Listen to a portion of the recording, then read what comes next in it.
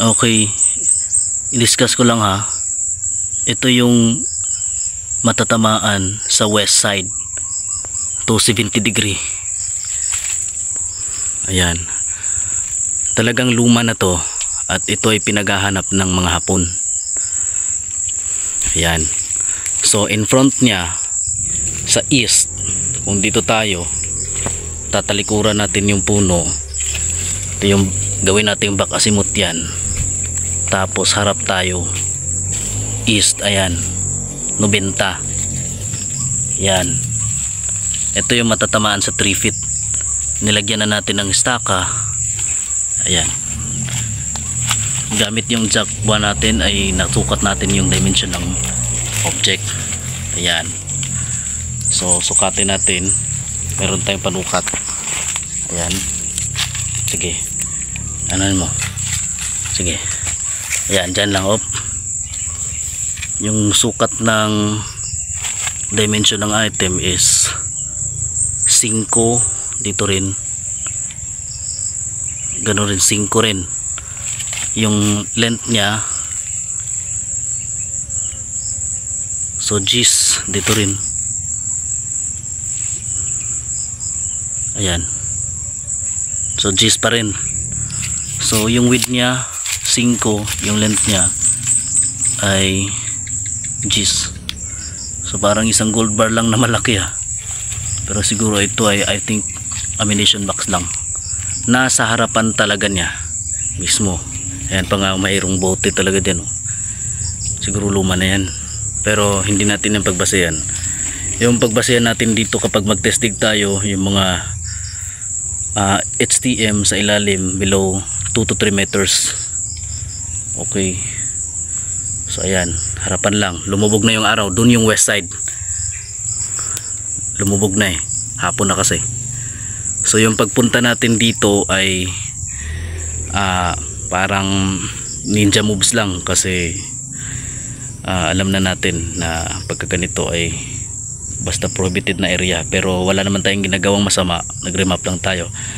At may Japanese wand tayo, sukatin natin. Sukatin lang natin yung dimension ng object gamit yung Japanese wand natin, pero take note, yung Japanese wand ay makaka-detect pa rin yan ng mga decoys or something, mga natural void space sa ilalim ng lupa. Ayan yung masasagap, lalong lalo na sa tubig, pero nakakatama pa rin siya ng detection ng gold. Kaya malalaman natin through remapping, tapos gagamitin na din ito. Okay, so ito yung tamang paggamit niyan. Pabayaan natin siyang gagalaw ng kusa. Okay, so ito yung paggamit, tandaan. So ito,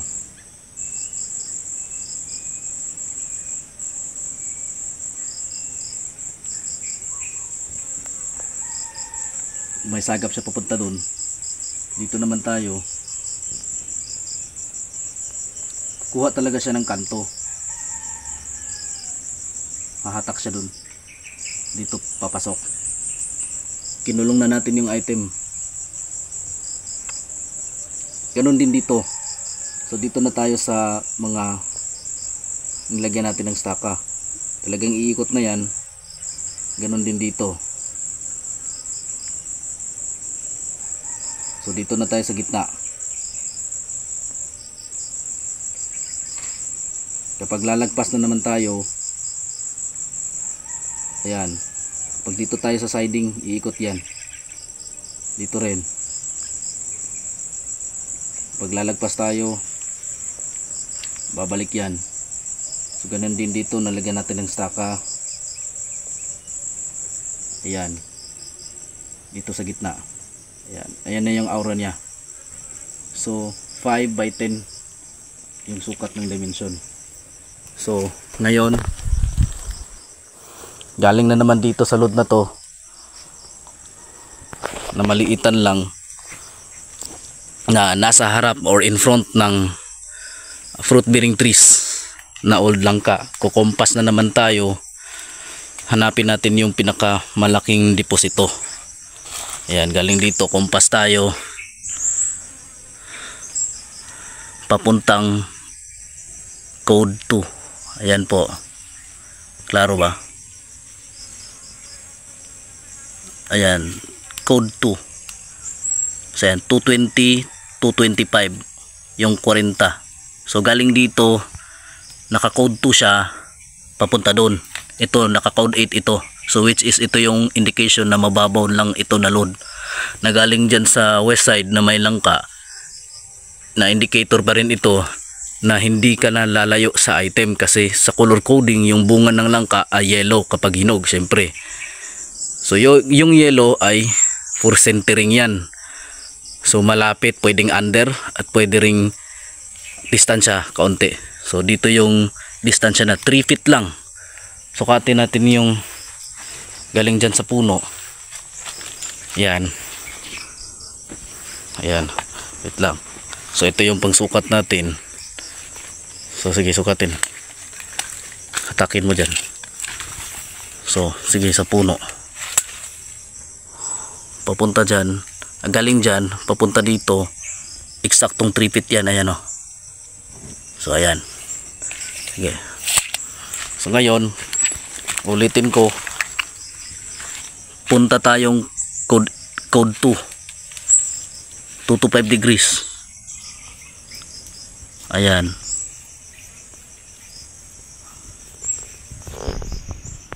Hindi maklaro, no?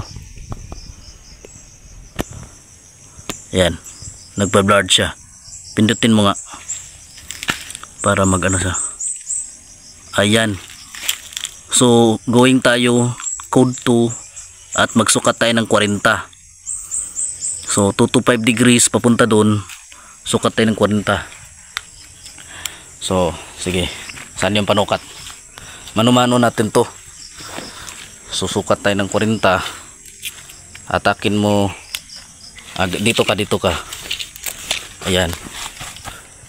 So galing dyan, papunta tayo dito.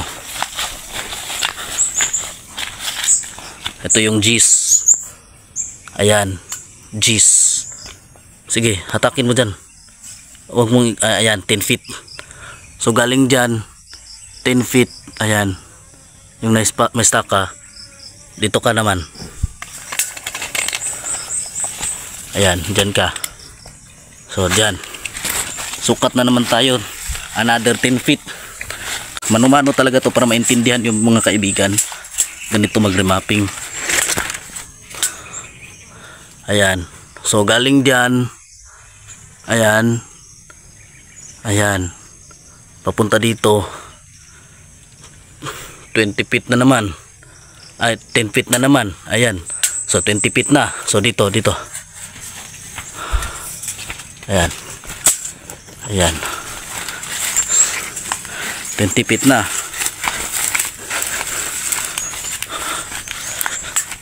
So dyan. So pang ilan na to? Pang 30 feet na. Ayan. Ayan. Sige. 30 feet na to. So last. Dito ka. So ayan. Pang 40 feet ito. Ayan. Tarungin mo. Ayan. Pang 40 feet ito. So 10, 20, 30, 40. Apat na 10, 10, 10, di ba? So which is ito yung sukat-sukat system. 10, 10, 10 method. Ayan. So galing dyan. So ayan. Ito siya. Okay. So ito na yon. Ayan na. Ayan. Ito yung 40 feet ha. So ayan, nilagyan na natin ng staka. Alam niyo kung bakit sobrang laki ng staka na to? Ito yung hinahanap ng mga Hapon dito. Big volume deposit. So mean to say, ito yung bunker yata to. Kasi sinukit natin yung dimension ng item o ng aura ng baon ay 5 by 3. Pakisukat. Sukatin muna natin ha. So dyan ka, butang mo na yan. So ayan. Ayan. Papunta dito. Ayan. 3 feet. So galing na naman dito dun. So ayan, galing dyan papunta dito 5 feet. So ayan, so dito na naman, ayan, papunta dito, ayan, sarado 3 feet pa rin. So last, galing dyan, sige dyan, papunta dito sa staka 5 feet. So parang pantheon type yata to So ayan, tignan natin yung laki, diba? Nililisan ko nga Ayan, dito ako. Ayan yung 4 na staka. Sobrang laki niyan 1, 2, 3, 4. So load to load target na galing sa code 8 papunta dito code 2. So naka code 8 yung nasa malapitan lang sa old langka. So ganun kalaki. Tapos yung terrain dito, ayan naka-elevated siya 45 degrees papunta dun. At matatanaw naman dun sa west side, dun yung lubugan ng araw, west side 270 west. Ito po, walang malay yung nagmay-ari ng lupaan dito. Stricto kasi to, kaya nangahas na lang tayo na nagpunta dito para mag-remapping lang, para meron tayong maituro sa inyo. Ganito kahirap. Sa mga nagsasabi diyan na bakit hindi daw yumayaman yung mga nagdidikod, hindi naman yan ibig sabihin na kapag marunong ka magdikod dahil tinuruan ka ng mga mentor na mga Hapon, Koreano, ay makakuha ka na. Kasi yung mga mababaw 1980s pa lang kinuha na yan. At yung mga natutunan mo na apply mo sa remapping pero hindi mo naman lupa, para sa akin hindi naman tulad nito, hindi natin lupa, so hindi tayo makapag-operate. Isa pa, yung mga item is meron talaga yang mga ritual, kahit pang mababaw lang yung mga ritual deposit meron pa rin, kaya nga may ritual So magkakaroon talaga ng aberya kasi hindi naman tayo Hapon na marunong sa mga ganyan. So bawat pagbaon ng mga Hapon noon ay para silang nagbaon ng yumao na talagang magprosesyon sila at may pinaparusahan sila, pinapasakit at pinuputulan pa nga ng ulo. Ginawa nilang ritual, pinugutan nila ng ulo at yung dugo pinapatulo sa ilalim ng dig site.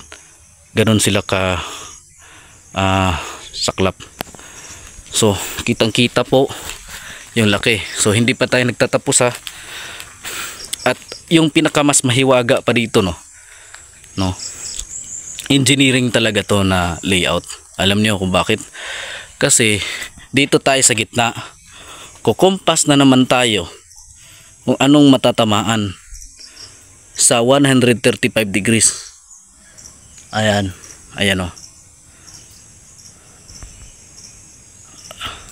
ayaw ma-zoom ra sa 135 degrees. Okay, so 140 dito tayo, 135 lang. So 120, 125, 130, 135. So eksaktong yan, tatama yan dun sa lumang fruit bearing trees pa rin na kung tawagin ay lapitan natin kung anong kahoy yan. Galing dito sa bunker load to, may 4 na staka. Ayan, sobrang laki. Papunta dun sa 135 degrees. So yung bakasimot niya ay 315 degrees. So ayan, sobrang laki po niyan at sobrang lumang luma na po yan. Ayan, hindi na lang natin lapitan, i-zoom na lang natin. Pwedeng lapitan, sige, para makita talaga. So ganun kahirap. Kaya nating mag-decode pero ang pagtrabaho lang, hindi naman natin lupa. Tinuruan lang naman tayo ng kakayahan na ganito. Yan, sobrang lumang-luma, ang laki na po.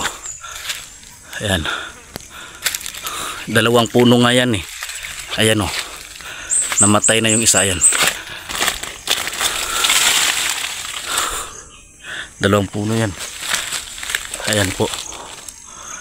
Talagang lumang-luma na naka-align papuntang norte. Doon oh. Ayan. Sa langka, pero hindi siya sentro talaga, pero panorte pa rin. At ang mas maganda nito kasi hindi siya grabbing method dahil naka-align talaga siya doon papunta sa sapa. Alam naman natin yung norte, tubig talaga, water. So tama sa 3 grams. Yan yung old langka. Ayan. So balik tayo sa bunker deposit.